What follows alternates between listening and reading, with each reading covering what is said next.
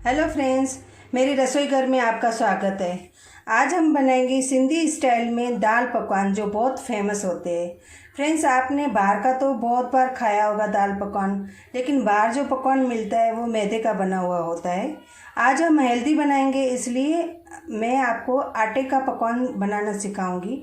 तो उससे पहले हम क्या करेंगे, ये 2 कटोरी मैंने दाल भिगो के रखी है, जो हम कुकर में डाल के पानी डाल के नमक और हल्दी डाल के टेस्ट अनुसार नमक डाल के उसको 4 सीटी लगाएंगे।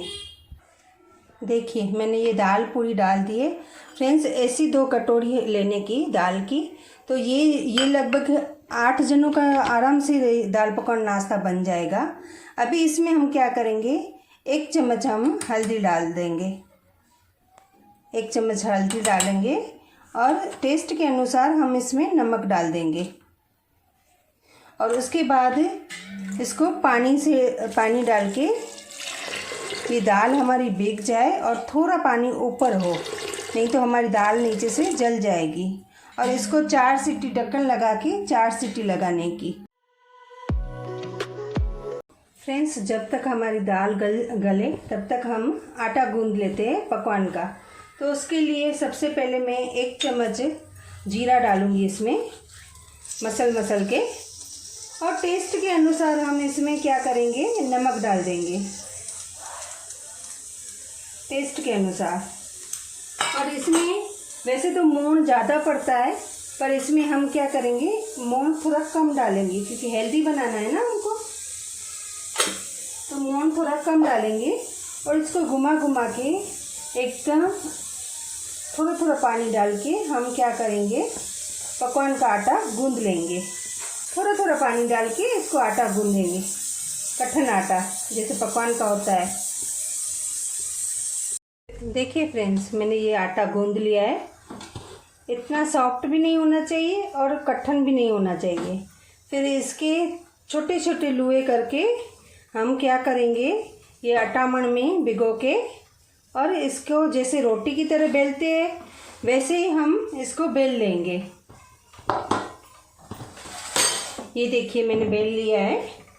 अभी इसको क्या करेंगे, ये फूले नहीं हमारी पूरी की तरह, तो इसके लिए हम इसको थोड़े ऐसे चिपे से खांच कर देंगे, ताकि ये हमारा जो है फूले नहीं तो अंदर तेल बहुत भरा जाएगा।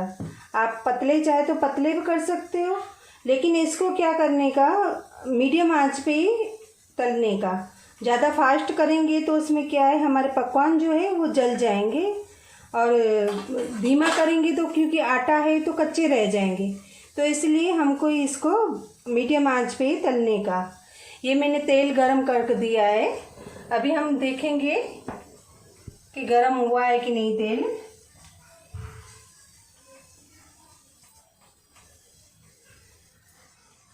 अभी हमारा तेल गरम हो चुका है। हम ये पकवान को इसमें डालेंगे और धीमे धीमे इसको घुमाते रहेंगे।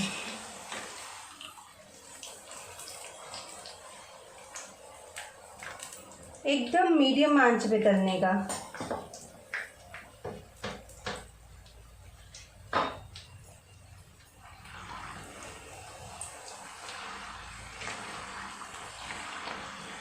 फ्रेंड्स, ये हम इसलिए ऐसे कर रहे हैं क्योंकि हमारा जो पकवान है वो फूले नहीं पूरी की तरह। अगर वो फूल जाएगा तो उसमें हमारा तेल ज़्यादा बढ़ जाएगा अंदर। एकदम गेहूं के आटे के पकवान बना के आप घर पे खाएंगे तो बहुत अच्छा लगेगा। ये अभी हमारा पकवान रेडी हो गया है। अभी हम इसको क्या करेंगे, निकाल देंगे। लग ही नहीं रहा है कि आटे का पकवान है। अभी इसको निकाल देंगे, ठंडा करेंगे। फ्रेंड्स, ये देखो हमारी दाल ऐसे गल चुकी है पूरी। तो ये जो हैंड बीटर है, वो हैंड बीटर से हम थोड़ा बीट करके और इसमें थोड़ा पानी डालेंगे और उबालेंगे। फिर हमारी दाल रेडी है। ज़्यादा नहीं बीट करने का, ऐसे दाने दाने दिखाई देने चाहिए।